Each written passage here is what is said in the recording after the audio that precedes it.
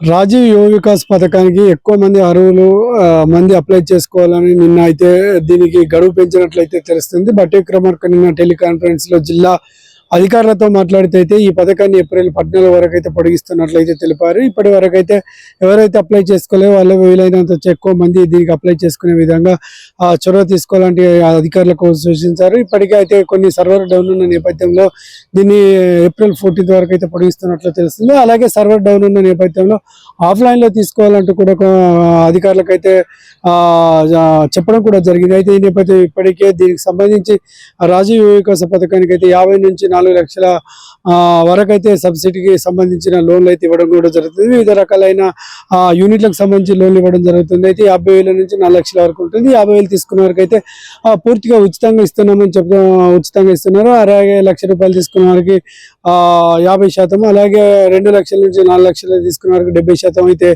Subsidy ఉంటుందని చెప్తున్న పరిస్థితి కనబడుతుంది. అయితే ఈ రాయితీ పోను మిగిలిన మొత్తం బ్యాంకు లోన్ ద్వారా అందిస్తారు. ఈ పథకం కుటుంబంలో ఒకరికి వర్తిస్తుందని అన్నారు. గ్రామీణ ప్రాంతాల్లో వార్షిక ఆదాయం 1,50,000కు మించకుండా ఆదాయం ఉండాలన్నారు. పట్టణ ప్రాంత వారికి అయితే 2 లక్షల లోపు ఆదాయం ఉండాలి.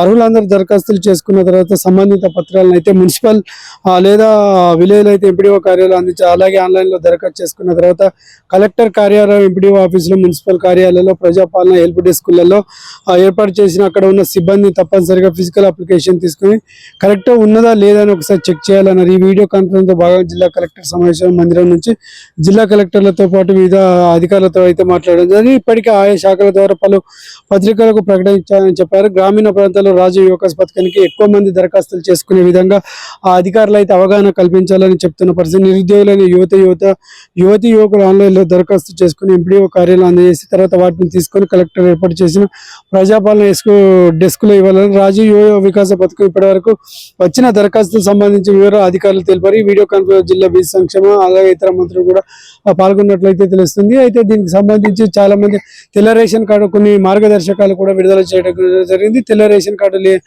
ఉండి ఆదాయం సర్టిఫికేట్ లేకుండా తెల్ల రేషన్ కార్డు ఉంటే సరిపోతుందని చెప్పారు. అలాగే పాన్ కార్డు, ఆధార్ కార్డు, తెల్ల రేషన్ కార్డు, క్యాస్ట్ సర్టిఫికేట్ ఇవి ఉంటే సరిపోతుంది అన్నారు. నిరుద్యోగ యువకులు 18 నుంచి 50 సంవత్సరాలు పైబడిన వారందరూ అయితే దీనికి అర్హులు అని చెప్తున్న పరిస్థితి కనబడుతుంది. అయితే మార్గదర్శకాలు అయితే కూడా ఇవ్వడం, మార్గదర్శకాల్లో భాగంగా 14 వరకు అయితే దీన్ని పొడిగిస్తున్నట్లయితే తెలుస్తుంది. అయితే చాలా చోట్ల సర్వర్ ప్రాబ్లం ఎత్తిపోయిన నేపథ్యంలో ఇలాంటి పథకాలు అయితే దీనికి చాలా మంది అప్లై చేసుకునే అవకాశం ఉన్న నేపథ్యంలో ప్రభుత్వం అయితే కొంచెం వెసులుబాటు కల్పించిందని మనం చెప్పుకోవచ్చు. అయితే రాజీవ్ యువ వికాస్ దీనికి సంబంధించి అయితే బట్టి విక్రమార్క నిన్న టెలికాన్ఫరెన్స్ ద్వారా వివిధ మంత్రులు, వివిధ కలెక్టర్లతోటి అలాగే వివిధ అధికారులతోటి, బీసీ అధికారులతో అయితే మాట్లాడడం కూడా జరిగింది. ఎవరైతే దీని గురించి పూర్తి విలేజ్లలో అవగాహన కల్పిస్తే వాళ్ళకు రాజీవ్ వికాస్ పై అవగాహన కల్పించే విధంగా చర్యలు తీసుకోవాలని చెప్పారు. గ్రామీణ ప్రాంతాల్లో ఎక్కువ మంది అప్లై చేసే విధంగా చూసుకోవాలన్నారు. ప్రతి ఒక్కరికి అప్లై చేసిన ప్రతి ఒక్కరికి ఒక సర్వే చేసి దీనిపైన ఇవ్వడం కూడా జరుగుతుంది. అయితే దీనికి ముఖ్యంగా బ్యాంకు ఆఫీసర్లు, అలాగే డిఆర్డిఓ నుంచి, అలాగే ఎంపీడీఓ ఆఫీసర్ నుంచి వీళ్ళందరూ కమిటీలో ఉంటారు. ఈ కమిటీలో ఇంటర్వ్యూలు పెడితే ఇంటర్వ్యూ నుంచి సెలెక్ట్ అయిన వరకు అయితే ఇవి ఇస్తామని చెప్తున్న మార్గదర్శకాలు కొత్త పాత వారికి కానీ ఇది అందరికి వర్తిస్తున్నాను.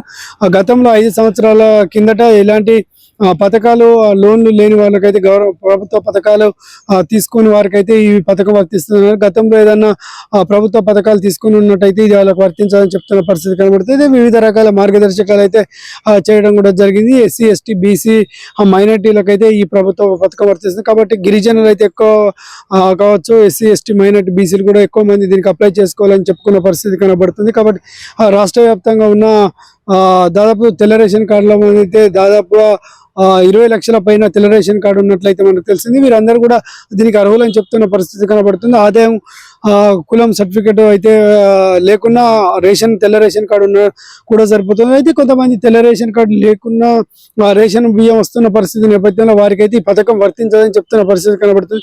కాబట్టి తప్పకుండా తెల్ల రేషన్ కార్డు ఉండాల్సి, అందులో వాళ్ళ పేరు ఉండాలని చెప్తున్న పరిస్థితి కనబడుతుంది.